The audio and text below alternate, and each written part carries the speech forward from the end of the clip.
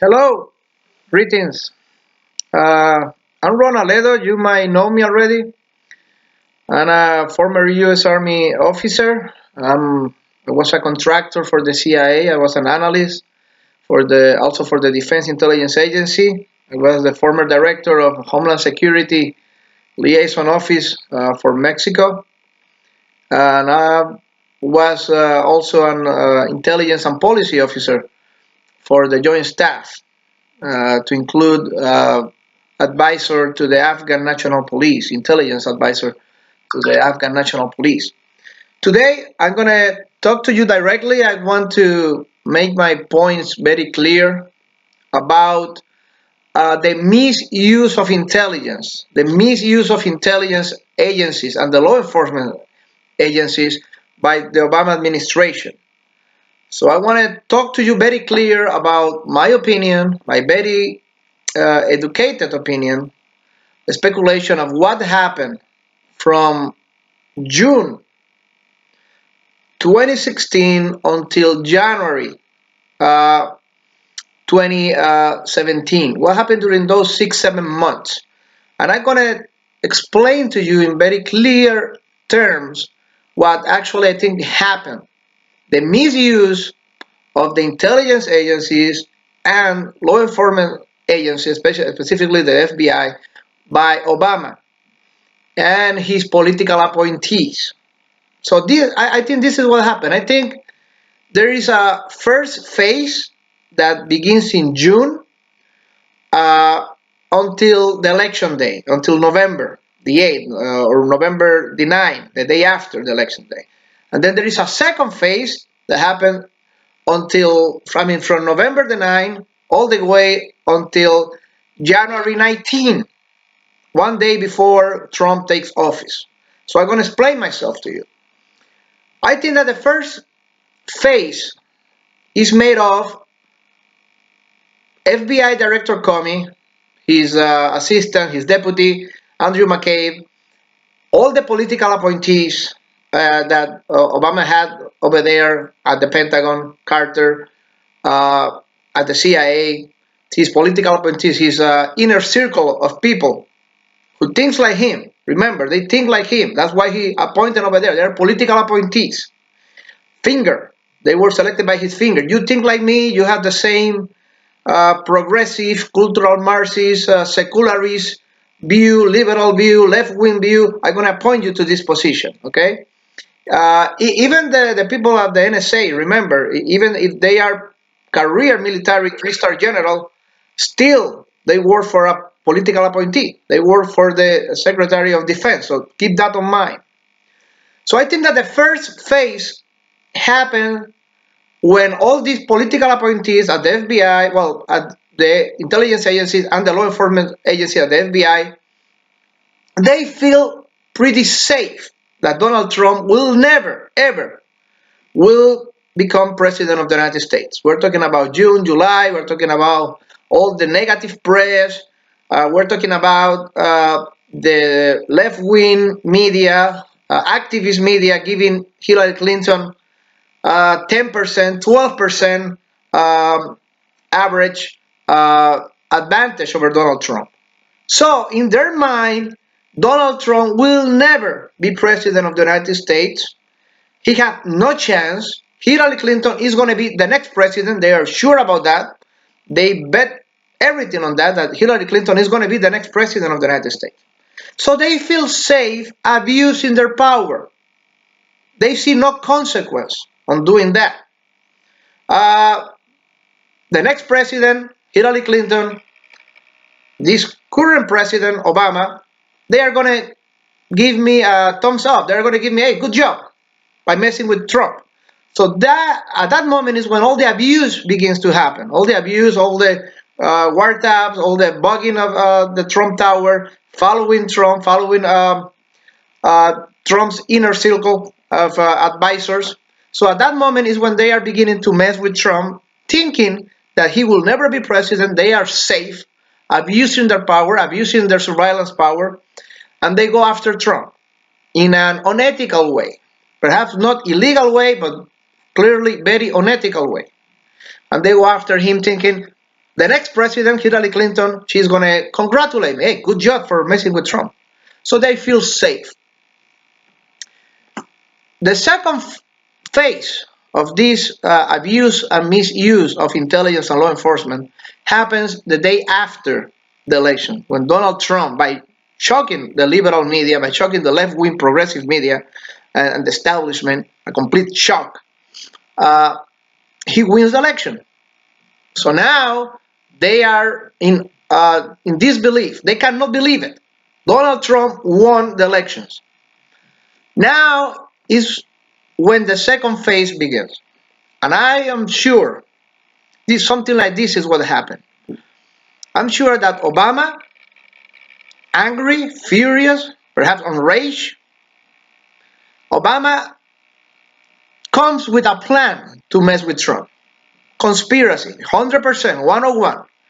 He brings Brennan, he brings Comey, he brings everybody, his inner circle. He's still the president, and he's pissed, absolutely pissed off. He's angry, he's furious.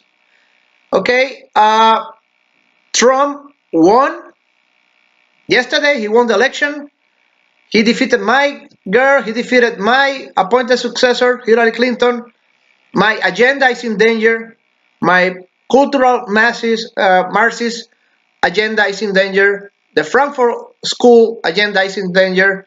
The secularization, the godless agenda is in danger. What can I do to mess with Trump?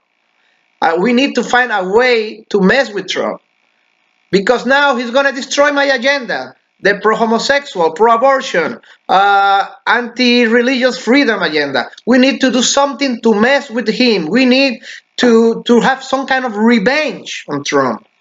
So I'm going to use all my power. I still have a month, perhaps a month and a half, maybe, of being the president. I need to use all my power, all my influence to mess with Trump, to put a cloud of doubt about Trump's victory. So then is when he comes with the idea, Obama, or perhaps somebody of his inner circle, the CIA, they advise Obama, okay, we need to come with this Russian conspiracy thing.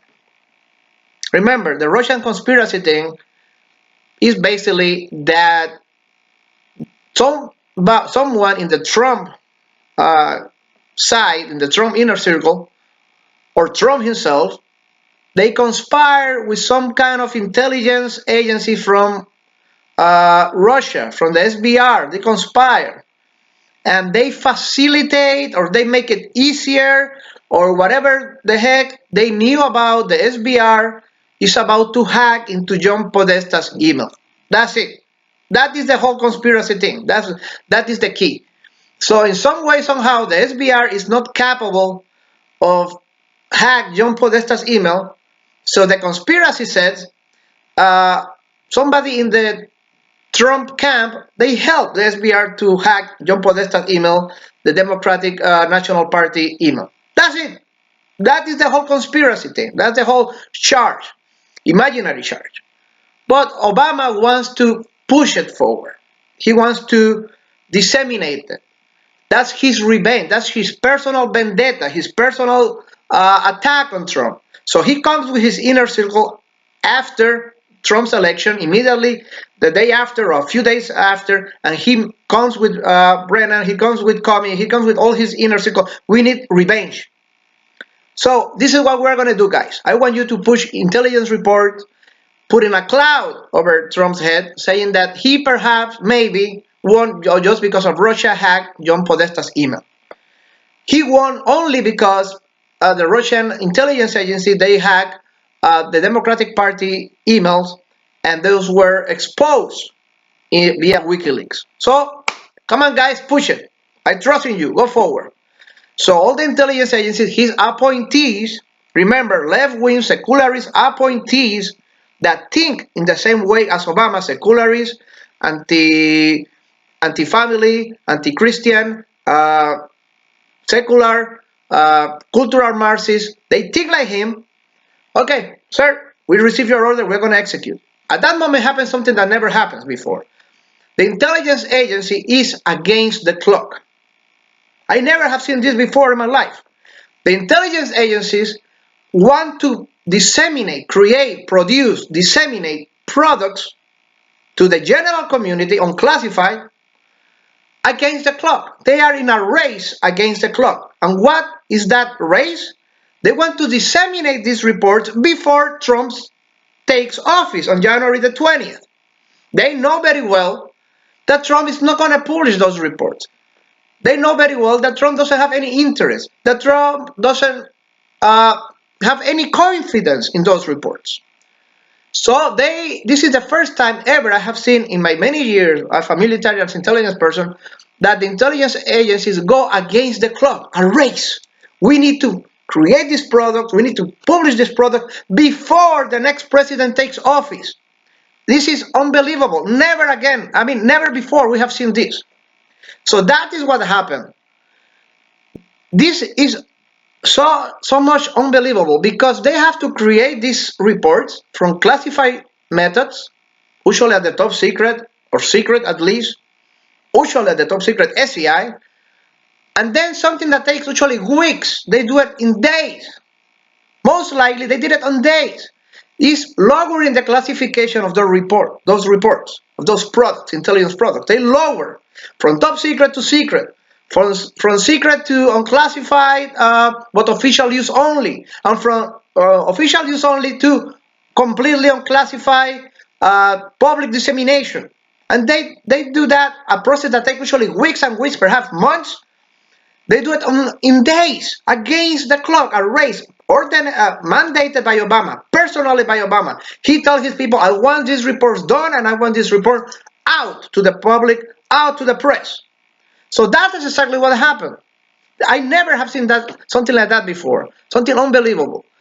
Not only that, the reports come out, they talk about how Trump maybe won only because of Russia's help. I don't know what Russia have to do to win in Ohio and to win in the blue collar workers states in Pennsylvania, etc. I don't know what the heck that have to do with Russia, because trust me, RT is not the most powerful news outlet in the deep America. Okay, but still, that's the hypothesis that these reports push out.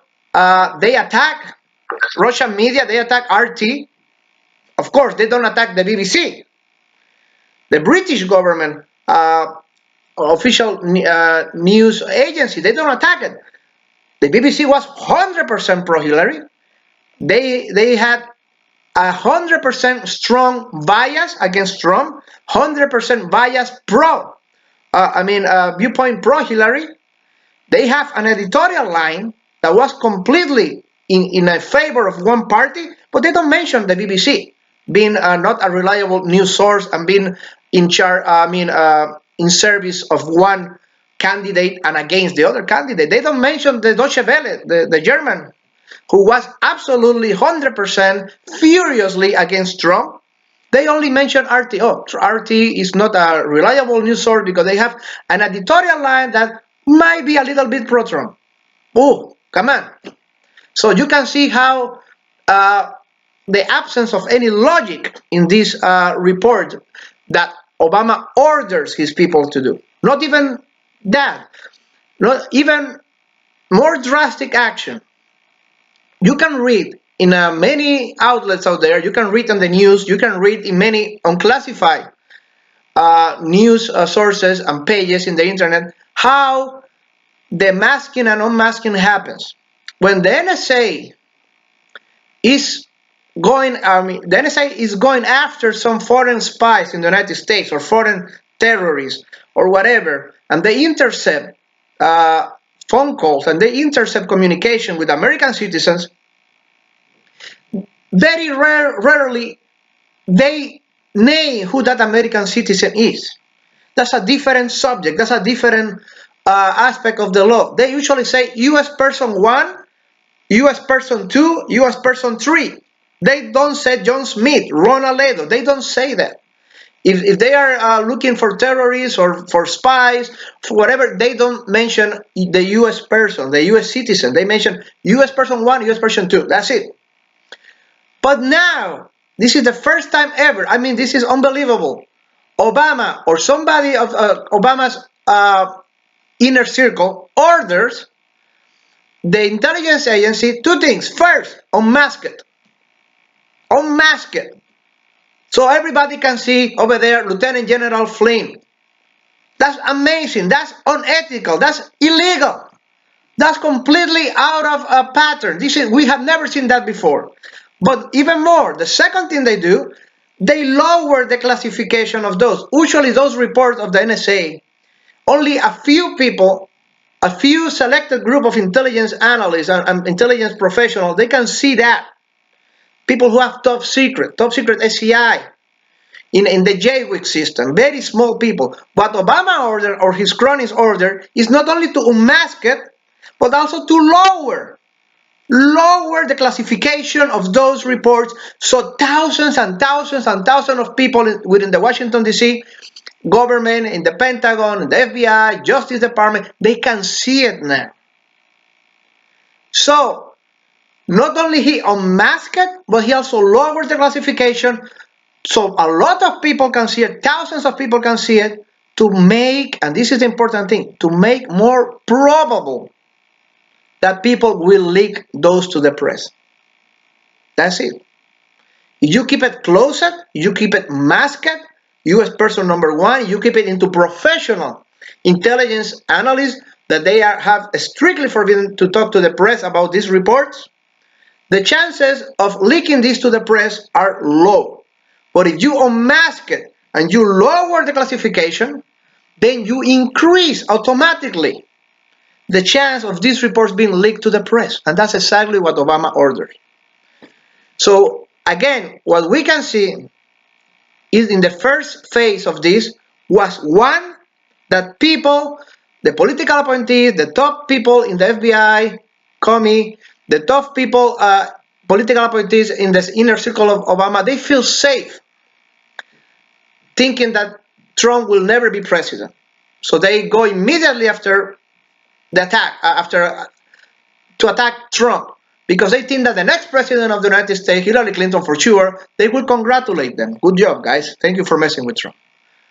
Once that doesn't work, once they see in shock that Trump wins the election, then Obama takes charge, and he specifically goes and orders unethical, maybe most likely illegal use of the intelligence agencies, of the law enforcement agency, against Trump. That is my take. It's a very, very, very well-educated guess, very well-educated speculation for what I saw by working in the intelligence community, by working with political appointees. When I was in Homeland Security, I was working with many political appointees, Obama political appointees. I know how they think. I know what is in their mind. I know their ideological worldview affinity with Obama. So I think that's what happened. And honestly, I think it's more than time for the Department of Justice right now to open a special investigation into Obama's misuse of intelligence and law enforcement agencies against Trump. Misuse, an illegal misuse, unethical misuse of the intelligence agencies against Trump for his political purpose, for his political revenge. Thank you very much. This is Ron Aledo.